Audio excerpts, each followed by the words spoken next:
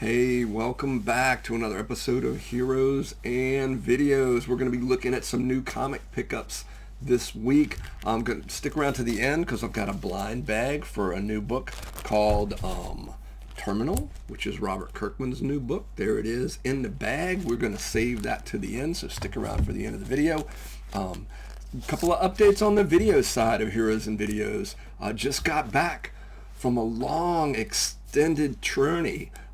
Went to see the Odyssey, which is a long film. Christopher Nolan does it again. It was amazing. Mild spoilers here for a 3,000 or 2,700 year old story. Everybody was great.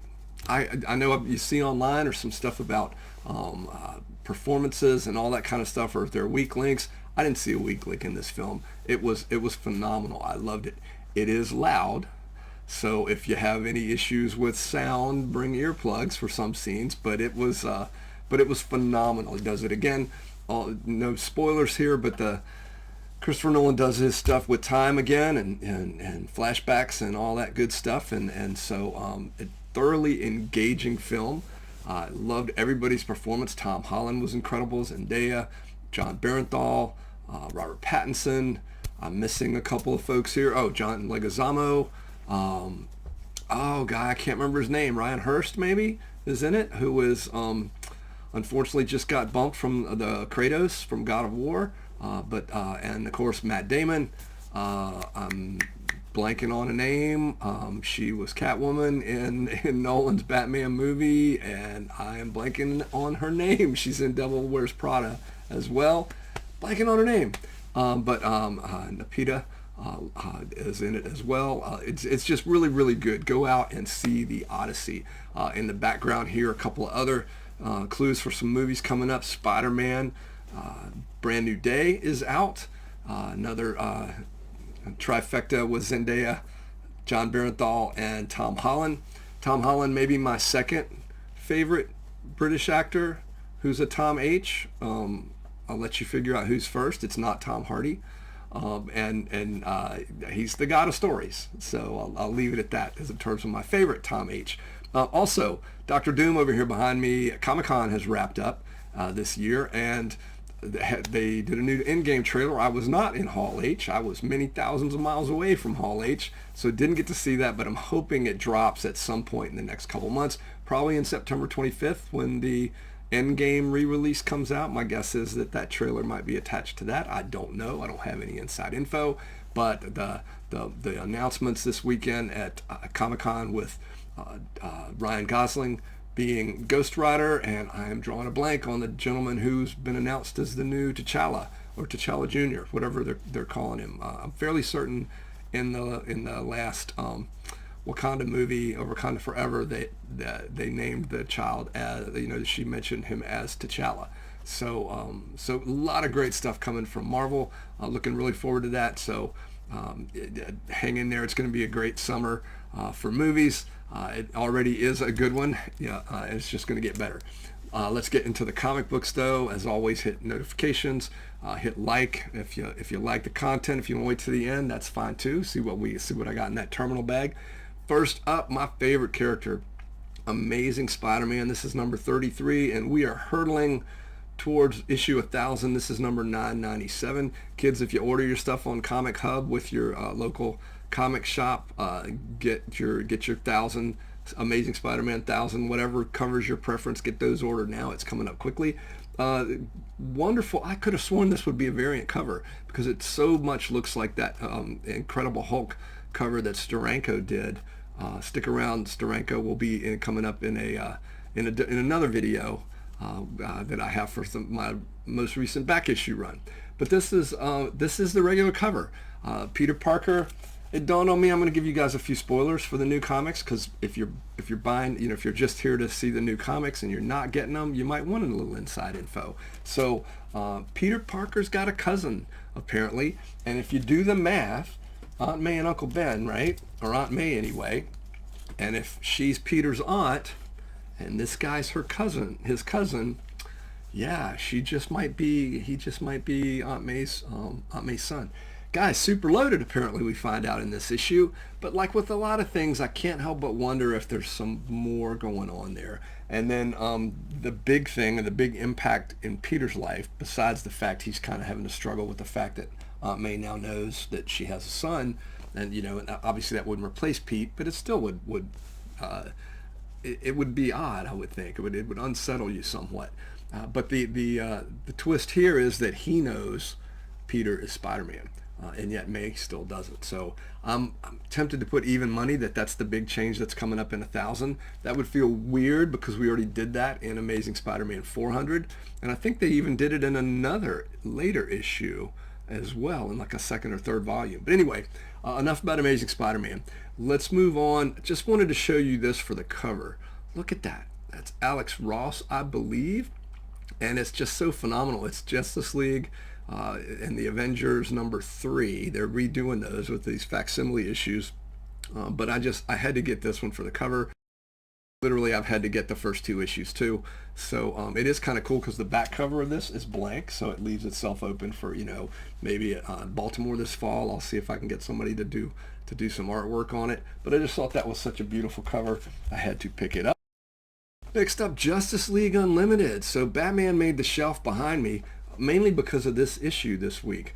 It is Despero, and there's a really cool scene in this, a couple cool scenes in this. Batman and Lex Luthor, because a lot of the villains, it's sort of a DC amnesty thing after DC KO. The villains are working together, and while they're trying to keep some of them at arm's length, Lex Luthor and Batman have a lot of shared screen time in this issue, and it's interesting how much Batman dislikes Lex Luthor, and Luthor's trying to get under his skin about all the things they have in common. But it's an interesting dynamic. I would have never really thought to pair up Luthor and Batman, and but it's pretty good. It works. It really works. In fact, they spin out of this into a one-shot with the 2 of them in it, and it's going to be part of the next phase of DC's All In.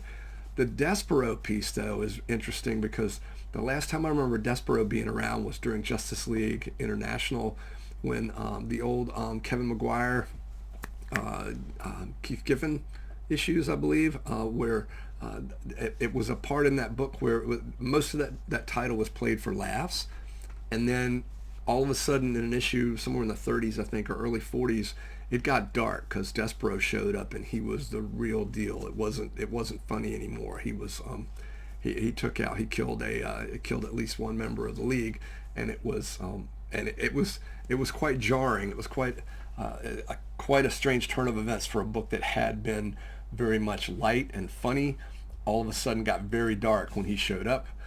And this is a very similar thing. There's a scene in here where he shows up, but there's a planet where, I won't go into all the details of what's going on, but Guy Gardner, Mr. Terrific, Metamorpho, and Hawkgirl are on a planet, and they've got their hands full, and then Despero shows up. And when Despero shows up, Guy Gardner says something, because he's one of the only one of those 4 that was around during that Justice League International run when Despero did show up. He says something about them taking him seriously, or basically get your guard up. And one of them says, I think it's Metamorpho, says something along the lines of, hey, you're really pushing this, no fear thing, like being, Green Lanterns being without fear. You're really pushing that.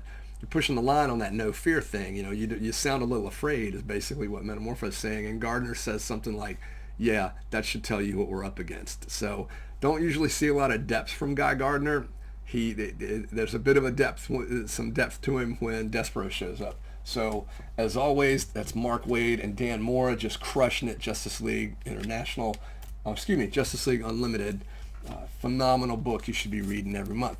A book that you can't read every month anymore is Wonder Man, because this is the 5th and final issue of the latest little Wonder Man limited series. This is riding the coattails, I think, of the Wonder Man Disney series, which is going to have a 2nd season. It's still Simon Williams, and it's the Simon Williams we've always known. This cover looks a little deceiving. Phil Noto does the art. It's just beautiful stuff. He does fantastic work. Jerry Dugan. Please let me know in the comments if it's Jerry or Gary. It's Gerry. So I don't honestly know how you pronounce that, so let me know in the comments.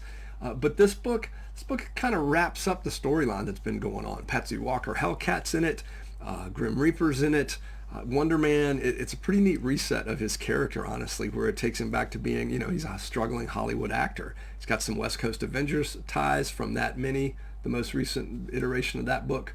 And though there was a cliffhanger last issue that's wrapped up at the beginning of this one's mostly, what do the French call it, denouement?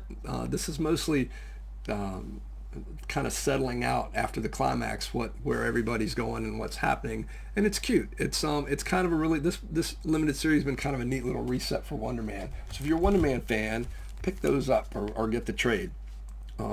Speaking of things I'm a fan of, X-Men. Now this is X-Men Hellfire Gala, but it's actually the X-Men Hellfire Murder. Wasn't that impressed with this book, unfortunately. This is a variant cover I got just because it takes me back to that X-Men 133 with or Uncanny X-Men 133 with Wolverine going nuts on the Hellfire goons there, and that's Jubilee with him.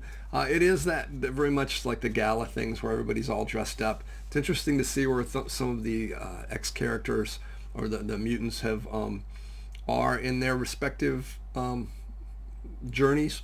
I wasn't that impressed with Cyclops in this.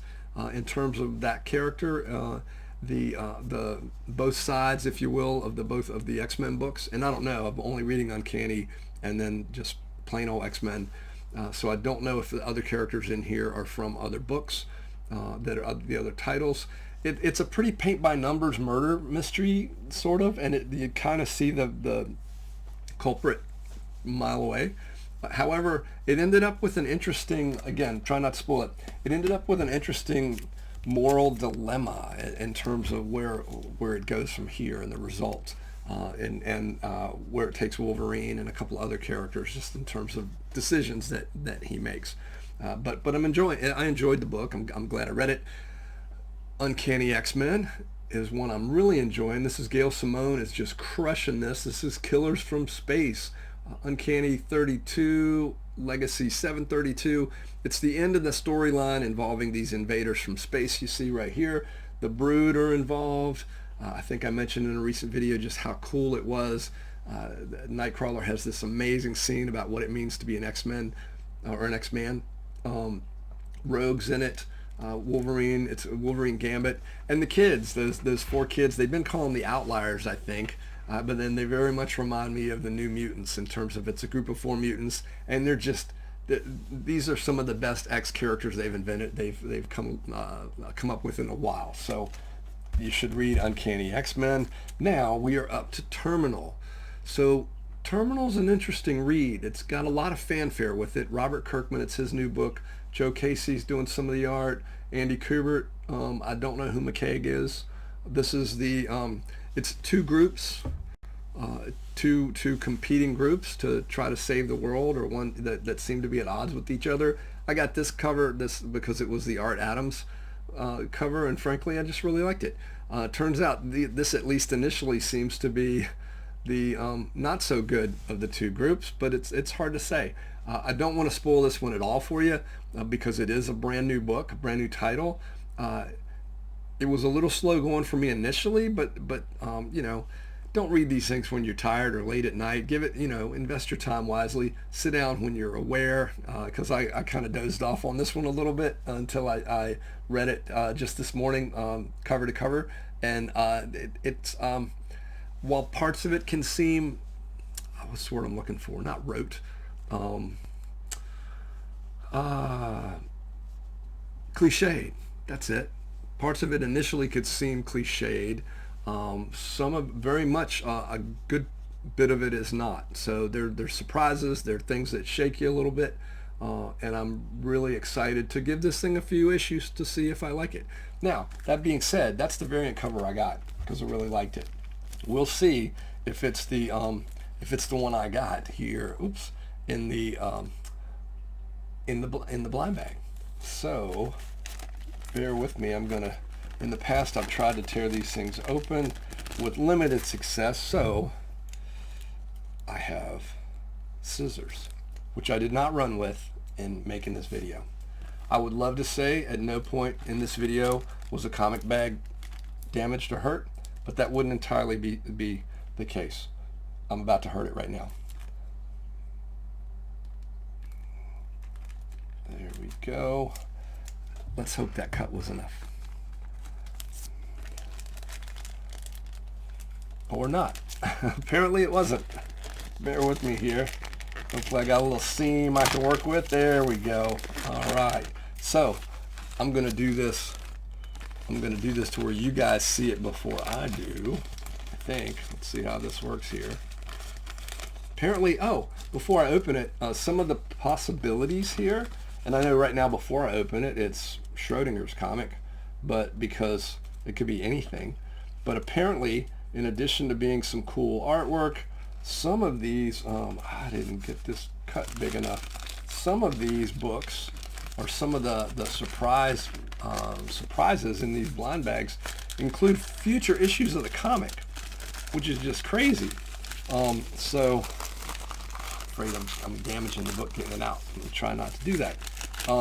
So here we go. Like issue 2, I think, issue 7 or 10 are some of the books that are in here. So we're going to find out together just what I got. It might just be a plain old cover. The back shows me these incredible covers, the variations, and also tells me that what I have over there was the cover D. But let's see what I have. Oh, this is the David Finch cover. Is it David Finch? Sorry. It is David Finch.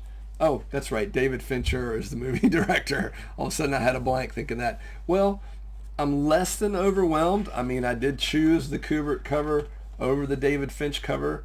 So this apparently isn't anything. I mean, it's a separate cover.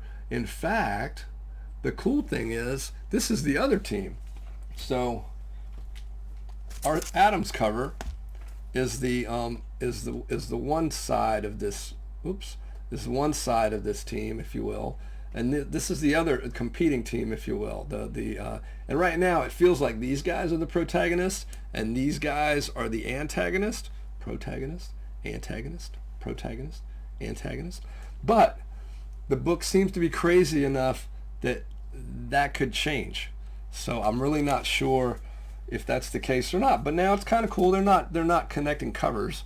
And again, I wouldn't be entirely truthful if I said I'm a little disappointed, because in the moment I preferred to get the Art Adams over the David Finch one, but I guess I shouldn't mess with destiny, because David Finch's cover found its way into my collection.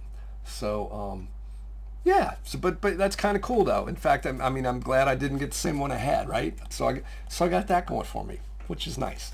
That being said, thanks for sticking around for the blind bag opening. I wish it was a little more shocking, but I still haven't seen Supergirl. I apologize for that to James Gunn and everybody involved. Trying to get to see it in the next week or two while it's still in theaters. I did see The Odyssey. Phenomenal film. Can't say enough about that. Go see The Odyssey. And this weekend coming up, definitely go see Spider-Man Brand New Day. And I think tickets for Doomsday, Avengers Doomsday, are now on sale. We haven't talked about the trailer. Maybe I'll do a video here shortly where we can talk about that as well. As always, leave comments down below. Let me know what comics you're buying, what you think of what I'm buying, and just let me know what you think about comics this week. As always, keep reading comics, keep going to see movies in theaters, and be kind to each other.